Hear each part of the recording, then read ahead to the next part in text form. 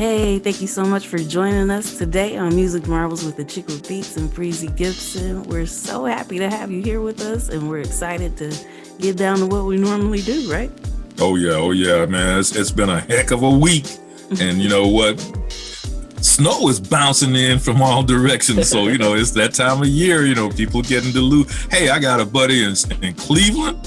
Oh, man, she got deluged with some snow. So, hey, it's that time of year. It really is. And, I grew up in Michigan, so you would think that I'd be used to snow, but guess what? I am not. But at least we got the show and these good times to help keep you warm and entertained. You say that twice. All right, we have all the way in Ibiza, Spain joining us, DJ Too Fine, aka a brother named Sherm. And so I'm super, super excited about this. I'm from Kalamazoo, Michigan. And at one point, he was a major DJ on a radio station there, and I used to record his shows. Like it's just been, I've been excited. I'm a stan, and so now he gets to join us today on Music Marvels. Man, hey, we're blessed with that, but we're excited, and so hey, the listeners got to be too. Yes, indeed. So he'll be on a little bit later to share, what he's been doing and how life in Spain is treating him musically and all that good stuff. So in addition to that, we have music news stories, and we're just ready to get to it. Let's do it.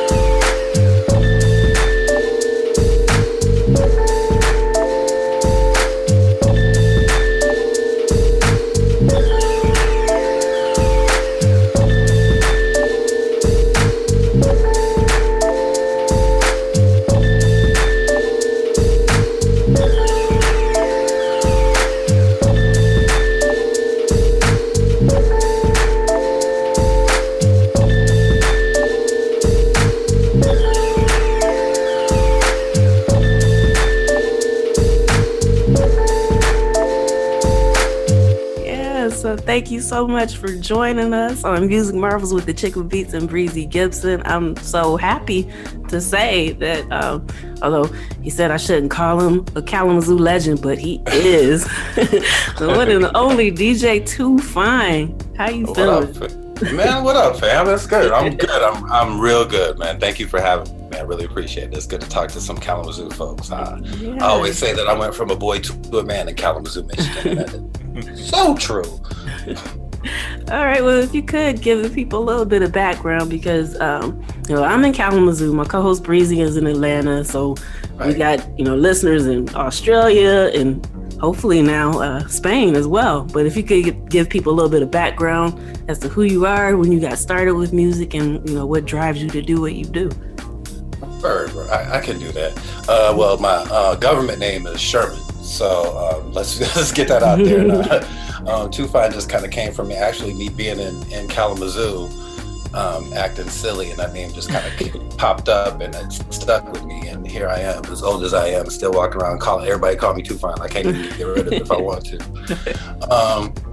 But really, my background in music started. I want to say like in high school, because I started DJing like when I was like 16 in the roller skating rinks.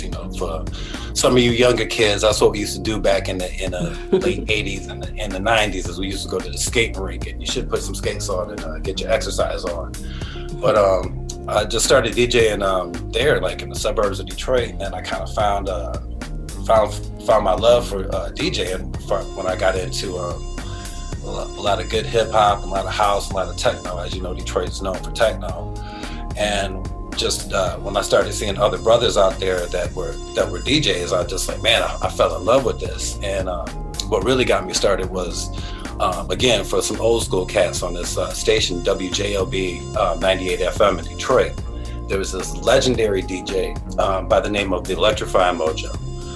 And brother would play, first of all, he was a huge Prince fan, which I am too, and that's part of it. But he would play everything from funk, rock, hip hop, disco, everything in one show. So that was back in the day when radio was, you tuned in for the DJ, not necessarily the station. That's when the DJ actually had control over their show, so they didn't have to play the same 10 songs all the time, or even if you did have to play the same 10 songs all the time, you could stick in your flavor, and it was about the DJ. So that's really what got me into DJ, and it really got me into music. And just coming up back in the day in Detroit, it's like a mecca for music. You hear everything. I don't know how everything gravitates to Detroit. It's impossible to say, but for rock, hip hop, everything comes to Detroit. So you just and being a suburban kid, I was exposed to everything. So it just went from there. And then when I went into college, I just hooked up with some other DJs. Your homeboy, hometown boy, E-House, Eric Ware, my homie. We ended up hooking up, my brother from another. And I started working at WIDR at Western, the student radio station. Had a show there for 5 years, called Fade to Black, and I just played slow. I really just played a bunch of sex songs. So to be honest with you, hip hop and sex songs. And we had a little movement back then, which was real cool. We called it Black Saturday. So for a station that didn't have any black music whatsoever, and at the time, Kalamazoo didn't really have any. They had that one station, and I can't remember what the name of it was off the top of my head.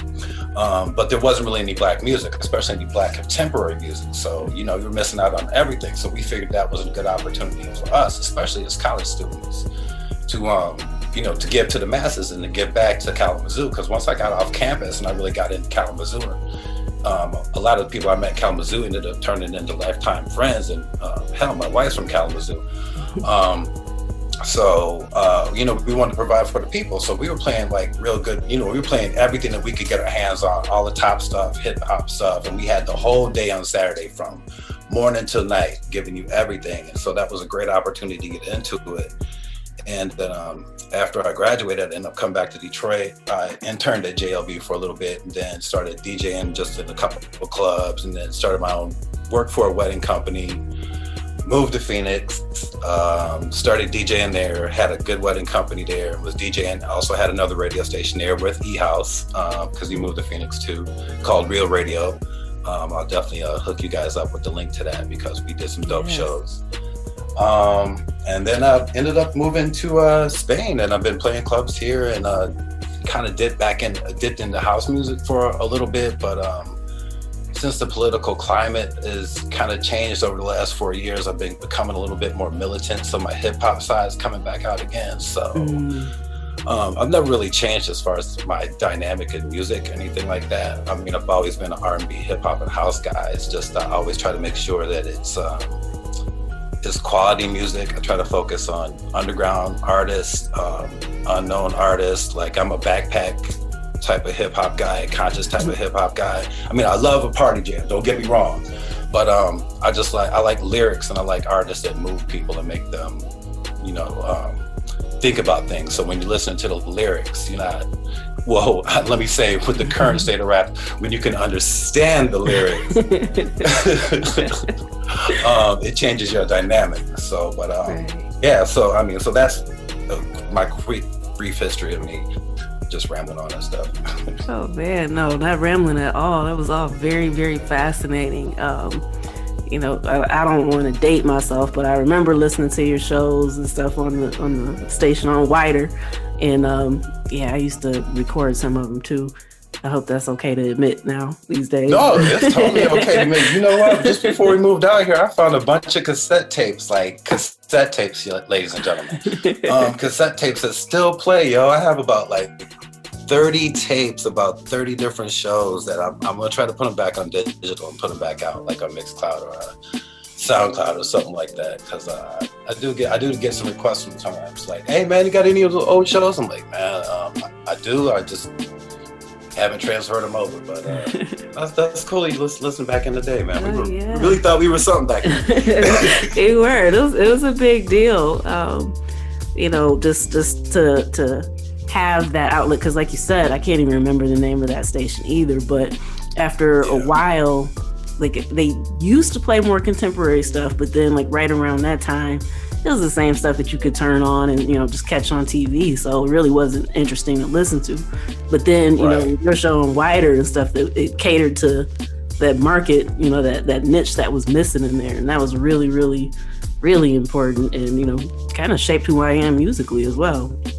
Oh man, that's a pleasure to hear, because honestly, that's all we really wanted to do. We just, I think that no matter what type of DJ you are, whether it's a radio DJ, club DJ, wedding DJ for that matter, or just a brother that just goes around and just picks up a couple speakers and plays in the garage like we all did, and some of us still do. Your job is to entertain but educate at the same time.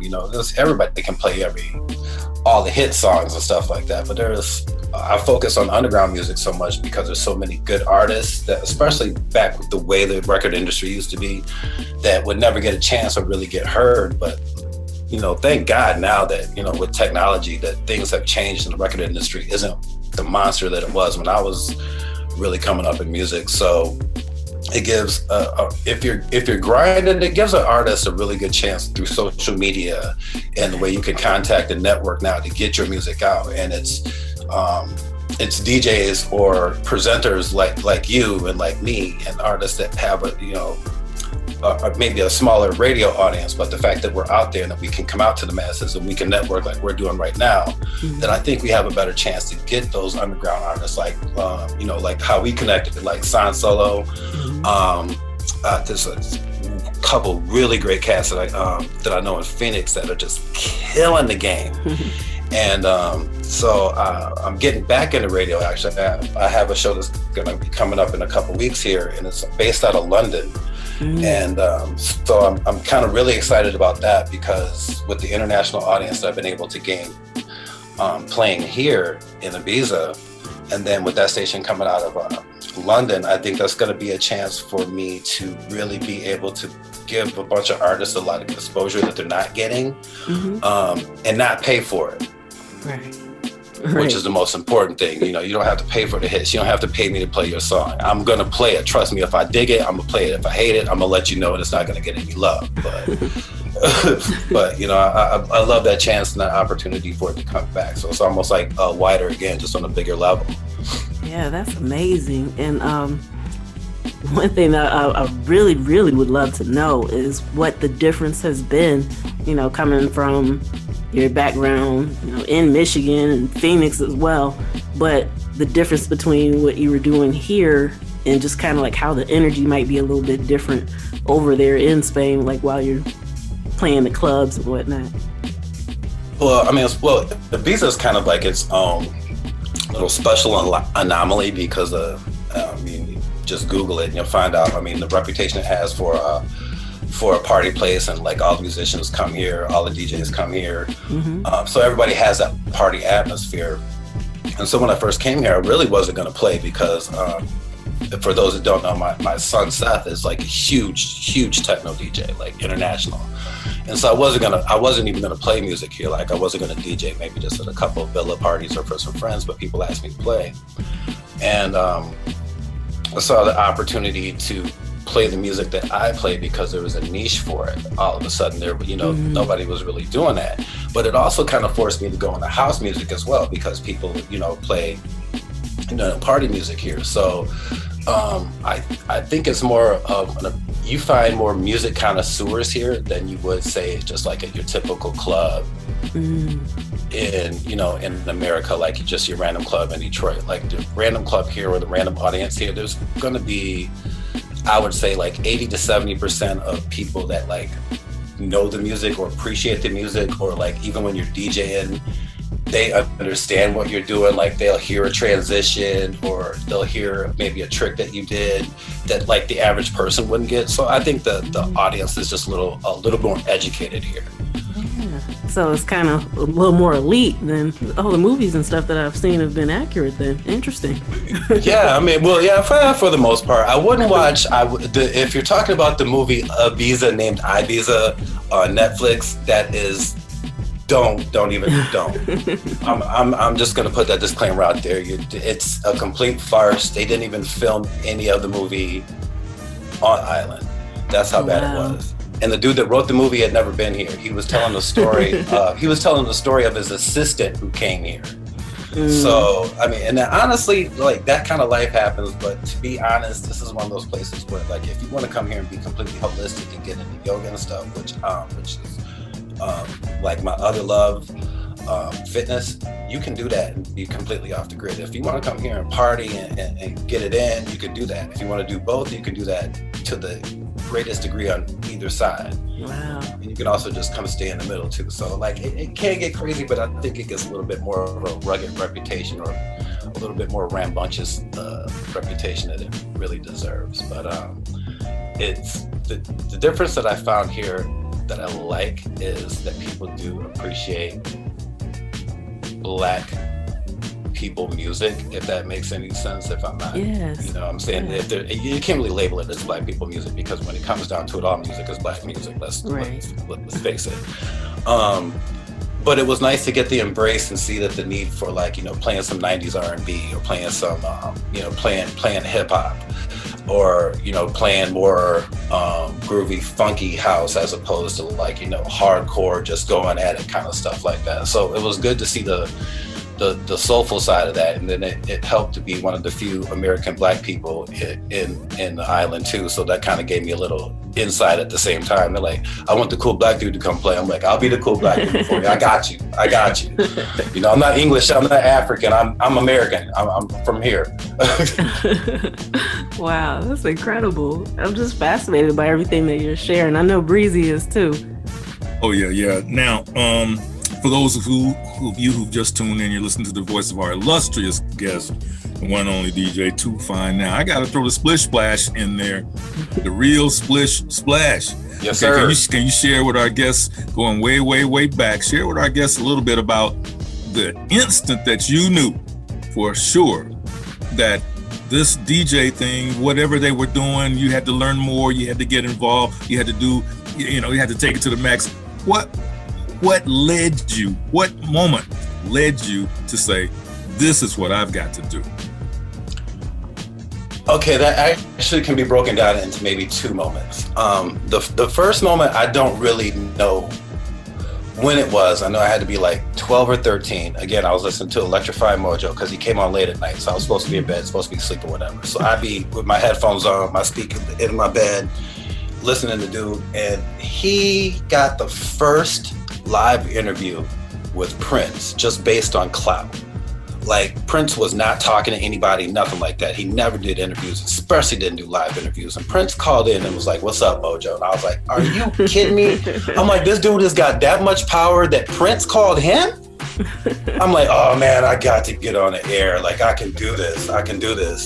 And then fast forward to maybe 17, I just started DJing.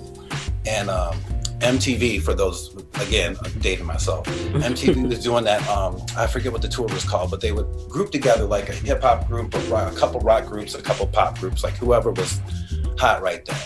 And DJ Jazzy Jeff and Fresh Prince were the headliners. And I already loved both of them anyway. And it was the first time, and Prince was doing his thing, or Fresh Prince was doing his thing. And Fresh Prince walks off and goes to my DJ, Jazzy Jeff, and just walks off stage. And DJ Jazzy Jeff did this maybe 20-minute segment with flipping records, scratching, cutting, killing it. And I saw the reaction of the crowd, and I saw what he did to me, and I'm like, man, I don't know how I'm gonna get into this, but I love this, and I know I can't leave my life. So yeah, that was the moment. That was really the moment right there. And I'm like, yeah, I'm in. This is my thing. Okay, and well, I started hanging out with DJs. those were some real worthy moments. Hey, so yeah, once in a life, twice in a lifetime. Oh yeah. Right.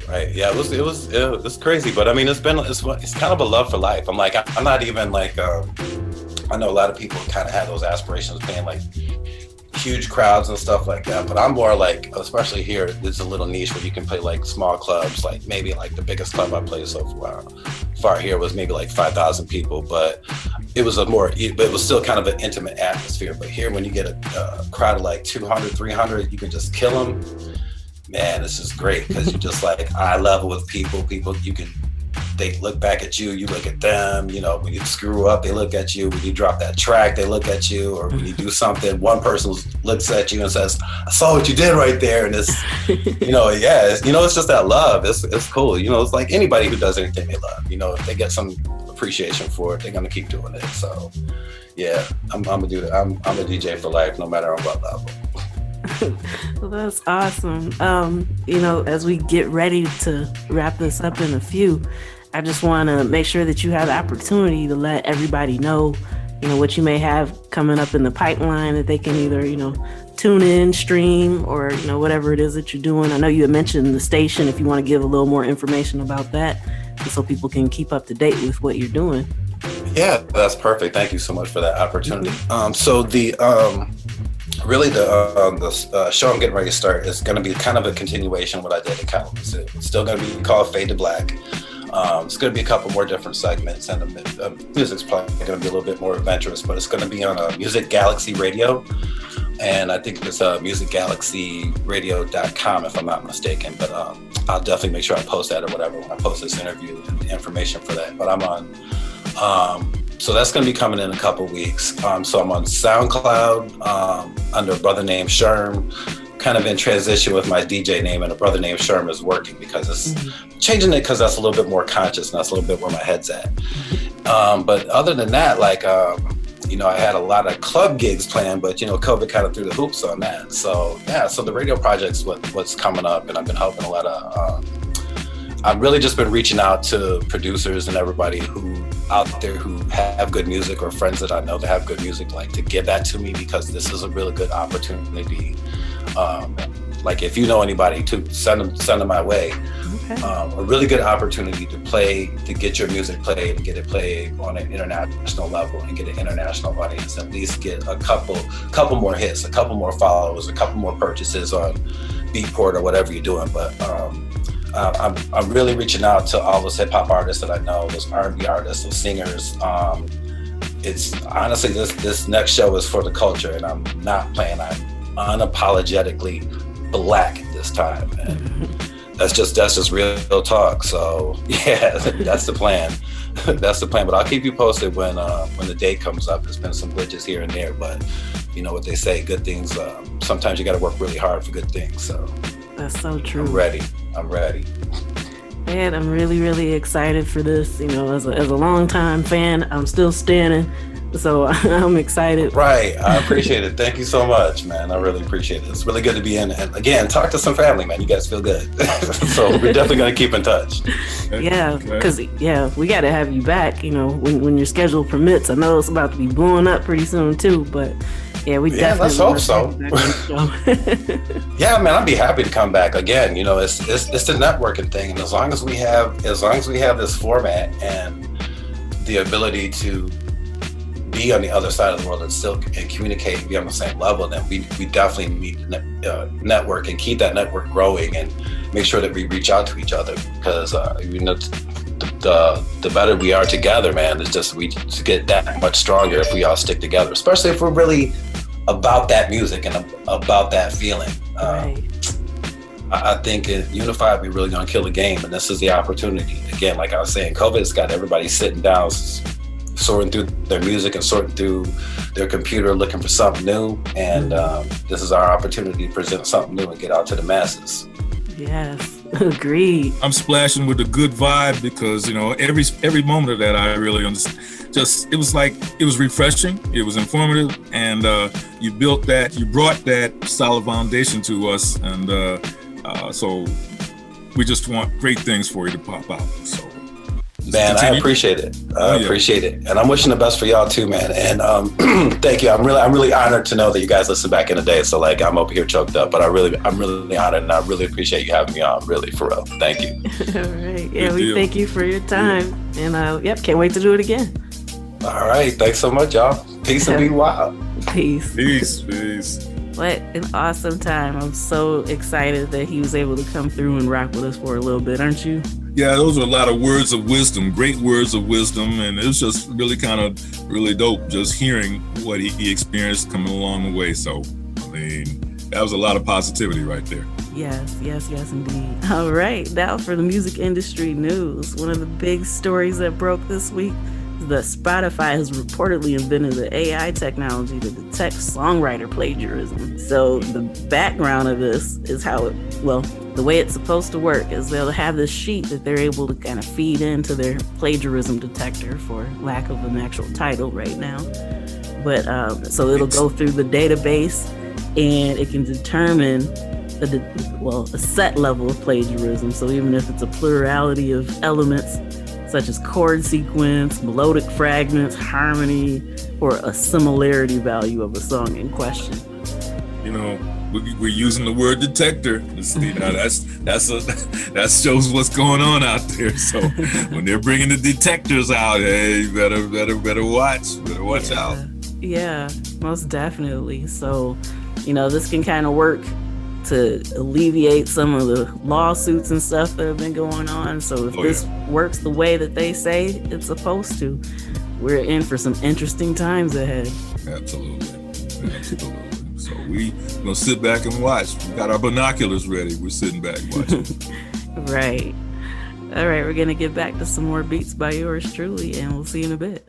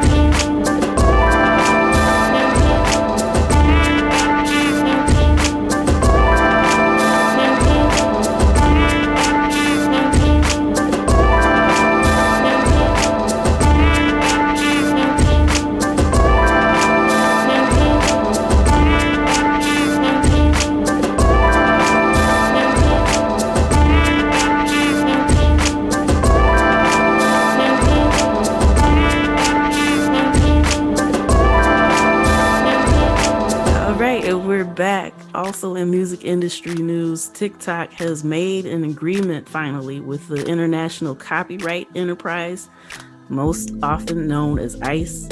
And so, a lot of the PROs and collecting societies over in the UK are kind of under their umbrella.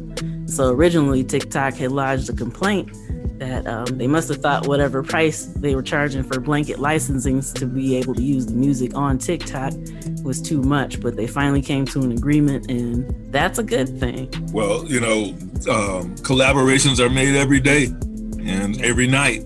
So this is just one of a list of millions and millions of collaborations. So, we wish them good luck on that. Yes, indeed. All right, we're going to get back to some more beats by yours truly, and we'll see you with more news after that.